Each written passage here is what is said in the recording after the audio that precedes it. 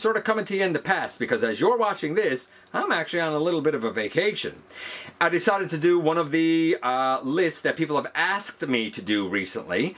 A little while ago, we had the fan vote on the top 10 must-have Transformers in your collection. And a lot of people said after the fact, hey, GotBot, what do you think your personal must-haves would be? How would your list pan out? Well, this seemed like the right time to do it. This is not shared around on social media and stuff like I normally do. So hey, if you want to help a brother out, go for it. But this time around, it's going to be GotBot's own, my own personal top 10 must-have Transformers. That'll be our focus in the latest GotBot Counts Down.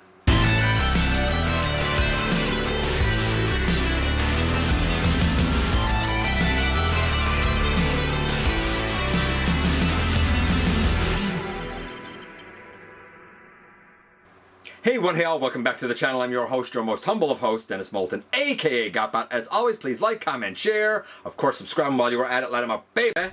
Hit that notification bell, please. Helps me out a ton, let you know when content of all sorts goes up here on the channel. Check out Machinery of Man, The Everything Factor, all the groups that I'm either a mod or an admin for, as well as all of my social media links. All of that's in the description down below. Also in the description down below, and if you happen to be in a position to help the channel to grow, you can use the donate link, check us out on Patreon, see what we have to offer to you through Spring, or of course hit the join button at any given time and become a channel member. You may notice behind me the banner instead of my collection. As I said in a couple of reviews and stuff before, we're sort of changing things up a bit, so just be patient if the background looks a little different. Such is life, you know. Same show, same GotBot, it'll be fine. It'll be fine, it'll be fine. This is the top 10 must-have Transformers, at least that I think. And this is really hard because it's not my favorite. It's not the best articulated or the most true representation of a character. It's the ones that I feel like everyone should at least have an opportunity to experience. Ideally, add to your collection, but I also know that some of this will be a little bit cost prohibitive. Certainly, everyone's list would be very different. The voting list was extremely different than what I'm going to present to you. We're going to do a couple of honorable mentions first, and they would include the Kingdom Galvatron, or 86, or Legacy, whatever you want to call it. Same for Magmatron. The anime accurate color Big Convoy, because I think that thing's amazing. And the Fans Project Dino King. Those are the honorable mentions. I think all of them are just so top tier that it's a shame if people don't get to experience them, or if they look them over, or some such thing as that. And to be fair, there's a lot of excellent Transformers. We'll talk about that at the end. But those are the honorable mentions. They did not make my list. Some of these I'm just going to use pictures for, not because I don't have them. I do, it's just right now they're not convenient to get to. So you're going to have to bear with me a little bit on this list. None of them made the actual list. You know what we're going to do? We're going to do as we always do and kick things off with number 10 first. Coming in at number 10 is one that I reviewed, but don't actually own with this. It is 86 Ultra Magnus. And not for nothing, I'm very happy with my Combiner Wars Ultra Magnus. But as I have explained in the past, I know that mine is upgraded with the X2 Toys kit, with the KBB Core Fighter, which is their take on the Perfect Effect, like white Optimus basically. So like mine has a couple of upgrade kits on it. That's the only reason I didn't upgrade to the 86.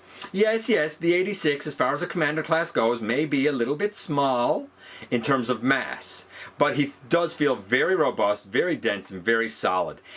Granted, when you try and swing the arm back, it might start to untransform, but in all honesty, this Ultra Magnus is pretty darn splendid. Splendid enough that I think that it is a definitive Ultra Magnus in any collection, and it takes the number 10 slot. Coming in at number 9, we have this. Siege Starscream. I suppose it could be any of the Seekers, but following my own rules of like one vote, right? One character, whatever. It's going to have to be Siege Starscream. I think it's a fantastic Tetrajet. Compared to the Earthrise, this Starscream is infinitely better and more accurate. Infinitely. That said, I also feel like that this might get usurped and pushed aside for that new Studio Series 86 mold. I think that has great potential to become a definitive Seeker, a definitive Starscream, a definitive whatever Seeker you want. But for now, until that releases, I'm going to say Siege Starscream takes the number 9 slot. Coming at number 8 we have this 86 Grimlock. Now I have that, but again, he's in a box at the moment. I mean, I reviewed this. I reviewed the Masterpiece, and I said in the Masterpiece review that that's garbage, and the 86 is infinitely better. It is more solid. It is more robust. It articulates better. It feels more sturdy. It feels like it's made of better materials. It is... If something is better than something called a Masterpiece that's supposed to be perfect, then man, it must be really, really, really good. And you know what? 86 Grimlock, whether you have the usual mold, right, where he's gray, or the blue one, or the yellow one, or the shattered glass, or any of them, or all of them, he is a tremendous, tremendous Dinobot, a tremendous Grimlock. So much so that I wasn't originally going to get it.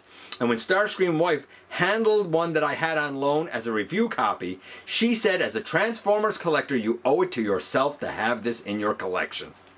Who am I to argue with my wife? Grimlock takes the number 8 slot.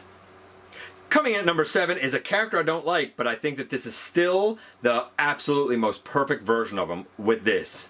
KBB's Hornets Agent. I still think it is the absolute, hands down, most perfect Bumblebee going. I get that there's the 86 Bumblebee. That really looks more like Bumper. In fact, we're getting it as Bumper. I understand that there was the Netflix one that a lot of people liked, but that didn't quite hit for me either. And I get that we've had the Titans Return and we've had the classics and all of these other really great ones, but I think New Age engineered a tremendous bee, and then KBB upsizing that to be a proper Legends class size made it just the icing on the cake. A unique transformation. Granted, I wish he had a waist, but barring that one criticism, I don't think there's anything more I could want for a Bumblebee. In fact, every time I see a Bumblebee, I compare it to Hornet's Agent, and I've had him now for several years, and I have yet to find a Bumblebee that I feel like matches the character better and has pushed this guy off the shelf. That staying power says a lot, and Hornet's Agent takes the number 7 slot. Coming in at number 6, we have this. Whether it's the Netflix War for Cybertron or the Legacy United, you should have this Soundwave in your collection. Don't get me wrong, I love the Siege and the Legacy one that turns into the ship and the lamppost, and you can even get the Shockwave Labs kit to make it turn into a very, very good approximation of the cassette player mode. But if you want the true blue cassette player, if you are a purist, then you're really going to have to go with the Legacy United or the Netflix one. Word is that there may be an 86. I would surmise it would be a repaint, maybe a slight retool of this mold. I don't think I need it because this Soundwave does literally everything I could possibly want a Soundwave to do and looks excellent doing it. What style, what grace. Soundwave takes the number 6 slot. And now a hush falls over the crowd because we've reached the ever coveted, ever popular halfway mark. And at the halfway mark this time we have this Hegimon. Toy World's Hegimon. It came out again under, I think, Zeta. Still named Hegimon, I believe. But I think that one was silver. And if you want the truest to robot and to alt mode mainline version of Megatron, this is still the king. I've had it for 11 years and I think it's perfect. That said, I feel like some people might slot in the 86 Megatron here, and I understand that, and honestly I don't have that yet. I don't know if it's as good as this yet, so it's going to be a matter of, is it good enough to move this aside? Some people would say that the 86 Megatron is still not going to push this aside because this actually turns into his pistol mode like it's supposed to, as where the 86 turns into a tank and comes with the little pistol. I kind of like that. But for the purist, if you want the truest Megatron for your mainline collection, it's still, to this very day, going to be Hegimon. And he takes the number 5 slot. Coming in at number 4, we have, Tryptocon. Whether you have the Titans Return or the New Age of the Primes, it's Tryptocon. I don't know about you, but I was absolutely smitten as a kid with the big, huge base bots. And while I thought the G1 ones looked cool, they weren't quite big enough for what I really wanted.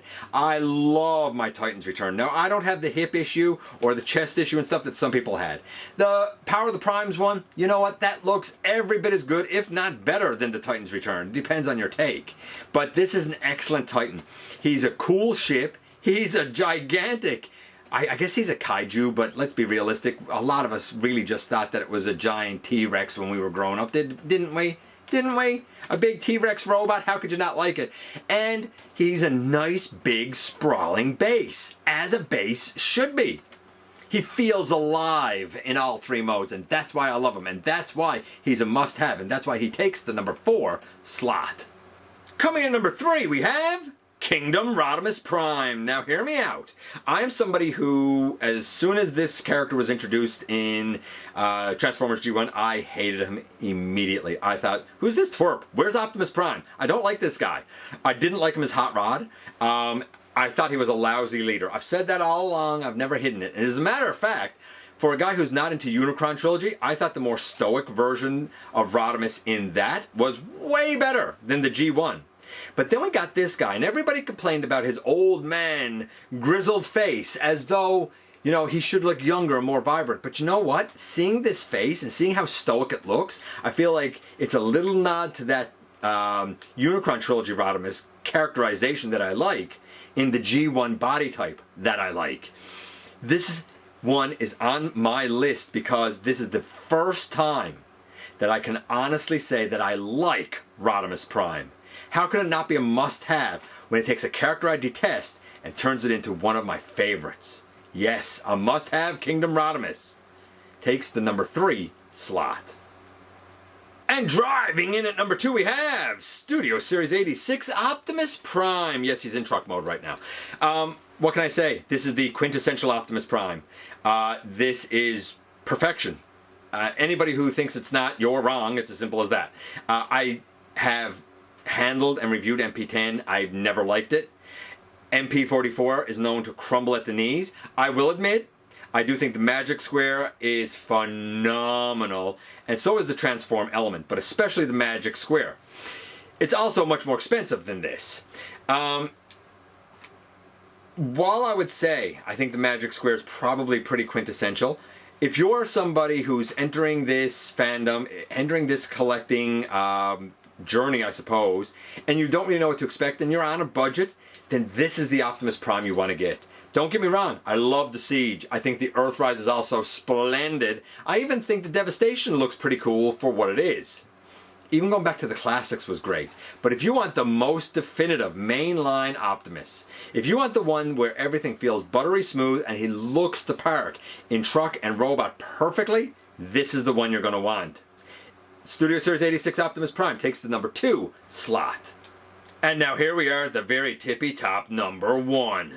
And number 1 for me is always going to be Metroplex. Generations Metroplex.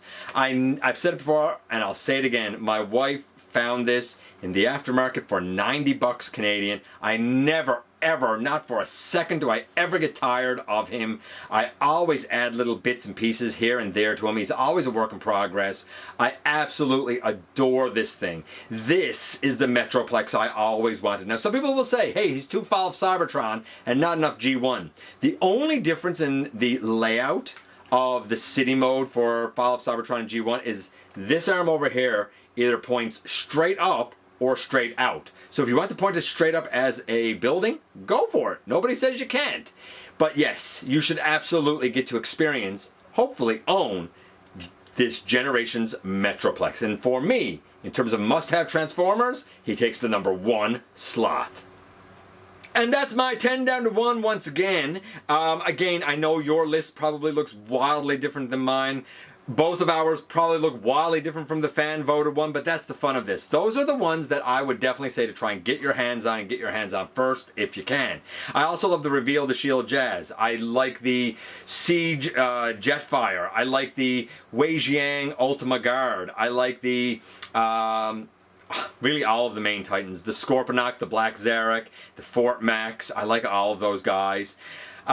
Just looking around here, 86 Devastator or the Combiner Wars with the perfect effect upgrades. Get one of those.